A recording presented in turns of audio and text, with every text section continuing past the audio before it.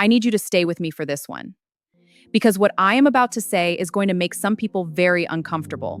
And if it does, that might be exactly why you needed to hear it. Some people do not actually want to heal. They want a story. They want a villain. They want someone to point at and say, that person is the reason my life is the way it is.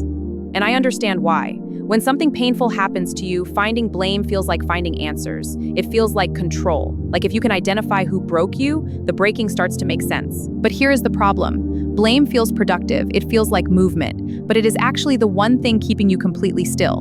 Because as long as someone else holds the reason, someone else holds the power. Healing requires you to look inward. And that is the scariest direction there is. Because inward means accountability. Inward means asking what role you played. Inward means sitting with things that blame never had to face. And I want to be clear. What happened to you may have been real. The pain was real, the damage was real. But staying in the story of what someone did to you is not the same as recovering from it.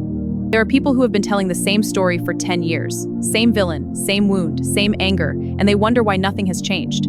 The story became the identity, and the identity became the cage. Healing is not about excusing what happened. It is about refusing to let what happened define every chapter after it. The person who hurt you already took enough. Do not give them your future too. So ask yourself honestly, are you healing or are you holding on to the wound because it is the only thing making sense of your story right now? Because you deserve so much more than a life built around someone else's mistake.